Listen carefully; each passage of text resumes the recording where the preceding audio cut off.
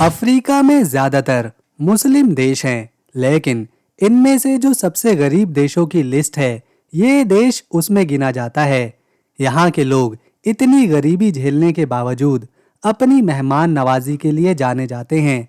अगर कोई विदेशी नागरिक खास तौर से एशिया से जाता है, तो ये दिन के 100 रुपए कमाने वाले लोग उसे अपने ठेले या फिर दुकान से खाना खिलाते हैं और पैसे भी नहीं लेते।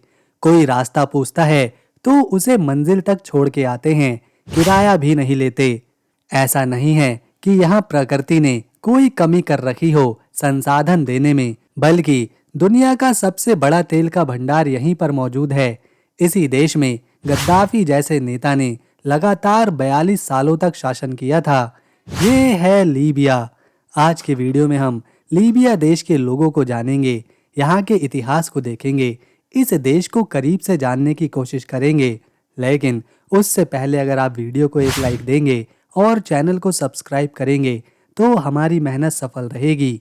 नक्शे पर देखें तो लीबिया उत्तरी अफ्रीका में दिखाई देता है, ठीक सहारा रेगिस्तान के पास। इसका ऊपरी हिस्सा भूमध्य सागर के किनारे बसा है।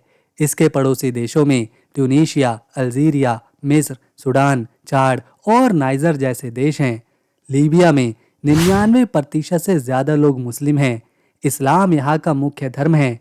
लीबिया 17,59,540 स्क्वायर किलोमीटर में फैला हुआ है और ये दुनिया का 17वां बड़ा देश बनता है। यहाँ 74 लाख लोग आबाद हैं। अब इतने बड़े देश में केवल 74 लाख इंसान होने की वजह से यहाँ पर सूनापन दिखाई देता है। 1 किलोमीटर में केवल 4 लोग रहते हैं। देश का ज्यादातर हिस्सा सहारा रेगिस्तान से ढका है। लीबिया दिनार यहाँ की करेंसी है और हमारे देश भारत के 100 रुपए यहाँ के 6 दिनार के बराबर हैं। लीबिया के लोगों को समझने के लिए हमें इसकी राजधानी को देखना होगा, जो है त्रिपोली। त्रिपोली लीबिया की राजधानी और सबसे बड़ा शहर है। शहर का नाम ग्रीक शब्द त्रिपोलिस से आया है, जिसका मतलब होता है 3 शहर। ये 3 प्राचीन शहरों ओया, लेप्टिस मैग्रा और सबराथा से जुड़ा हुआ है। इस शहर का इतिहास हजारों साल पुराना है। त्रिपोली की स्थापना फिनीशियनों ने करी थी। फिनीशियन लोग प्राचीन समय में समुद्र के व्यापारी थे, जो आज के लेबनान से आते थे। उन्होंने इस शहर को 7वीं शताब्दी ईसा पूर्व में बसाया। शुरू में इसका नाम ओयात या ओया था, जो फिनीशियन भाषा में एक प्राचीन नाम था। उन लोगों ने इसे एक व्यापारिक केंद्र के रूप में विकसित किया, क्योंकि ये भूमध्य सागर पर अच्छी बंदरगाह थी। वो अफ्रीका, यूरोप और एशिया के बीच व्यापार किया करते थे, जैसे जैतून के तेल का, अनाज का और दास का। बाद में ग्रीकों ने इसे ओया नाम दिया और इसे अपनी कॉलोनी बना लिया। फिर रोमन साम्राज्य ने यहाँ पर कब्जा कर लिया और इसे त्रिपोलिटानिया प्रांत का हिस्सा बनाया। रोमनों ने यहाँ बड़े बड़े स्मारक बनाए, जैसे एम्फीथिएटर, स्नानघर, जो आज भी अवशेष के रूप में मौजूद हैं। 5वीं शताब्दी में बाइजेंटाइन साम्राज्य ने यहाँ पर अपना कंट्रोल जमाया और फिर 7वीं शताब्दी में अरब मुसलमानों ने इसे जीत लिया।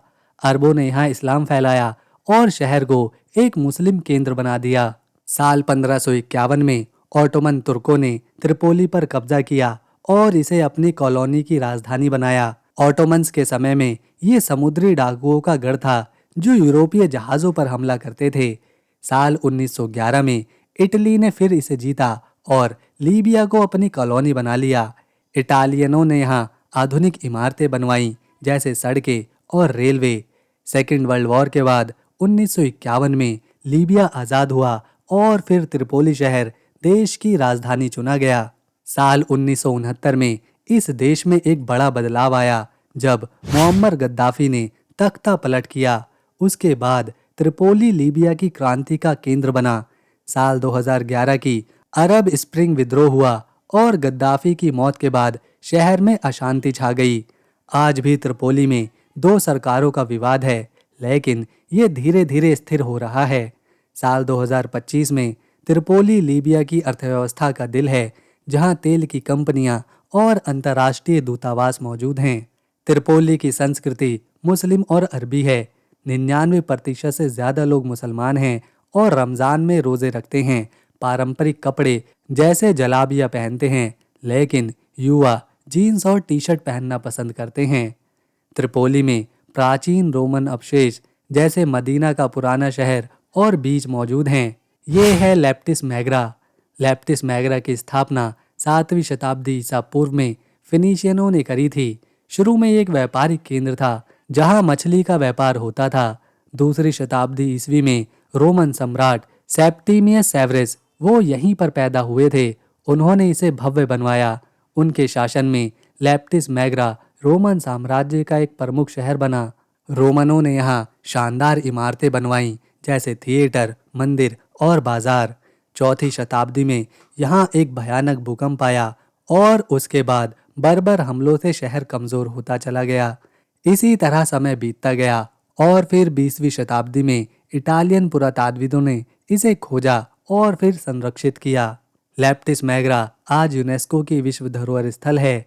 रोमन थिएटर समुद्र के किनारे बना 16,000 लोगों की क्षमता वाला एक शानदार एम्फी थिएटर है जो आज भी प्रदर्शन के लिए इस्तेमाल किया जाता है। सेवेरन बेसिलिका विशाल खंबे और नक्काशी के साथ रोमन वास्तुकला का शानदार उदाहरण है। आर्क ऑफ सेप्टिमियस सेवरस सम्राट की जीत का प्रतीक है, जिसमें शानदार नक्काशी जड़ी हुई है। बाजार और स्नानघर प्राचीन रोमन जीवन को दर्शाते हैं। ये खंडर इतने अच्छे हाल में हैं कि आप रोम में होने का एहसास करेंगे। आज ये ऐतिहासिक लेप्टिस मैग्रा पर्यटकों के लिए खुला है, लेकिन लीबिया की अस्थिरता के कारण यहाँ कम लोग पहुँच पाते हैं। ये इतिहास प्रेमियों और पुरातात्विदों के लिए स्वर्ग है। स्थानीय गाइड टूर देते हैं और गर्मियों में सांस्कृतिक त्यौहार होते हैं। सरकार इसे और संरक्षित करने की कोशिश कर रही है। लीबिया पूरे अफ्रीका में तेल उत्पादन के मामले में तीसरे नंबर पर है और दुनिया में 17वें नंबर पर। इसका तेल उद्योग देश की अर्थव्यवस्था का आधार है, जो यहाँ की जीडीपी का 97% हिस्सा कवर करता है। तेल को लीबिया की रीढ़ की हड्डी कहा जाता है, क्योंकि ये विदेशी मुद्रा का स्रोत है। इसके अलावा देश में प्राकृतिक गैस और जिप्सम के भी भंडार हैं, जो यहाँ की अर्थव्यवस्था को मजबूत करते हैं। लेकिन तेल और गैस पर इतनी निर्भरता के कारण देश को आर्थिक जोखिमों का सामना करना पड़ता है। जब तेल की कीमतें गिरती हैं तो सरकार की आय कम हो जाती है, जिससे रोजगार और बुनियादी सुविधाओं पर असर पड़ता है। लीबिया की अर्थव्यवस्था में कृषि, पर्यटन बहुत ही सीमित हैं। केवल 1% जमीन खेती के लिए उपयुक्त है और 70 से 80% खाना दूसरे देशों से मंगवाना पड़ता है। फिर भी सरकार गैस तेल क्षेत्रों को बढ़ाने की कोशिश कर रही है, जैसे सौर ऊर्जा और मछली पालन। लेकिन राजनीतिक अस्थिरता और दो सरकारों के बीच विवाद इस प्रगति को धीमा करता है। रोजगार और युवाओं की चुनौतियां लीबिया में बेरोजगारी की एक बड़ी समस्या है, खासकर युवाओं के लिए। 21% से ज़्यादा लोग यहाँ बेरोजगार हैं और कई युवा अच्छी नौकरी के लिए खाड़ी देशों या फिर यूरोप की तरफ रुख कर रहे हैं।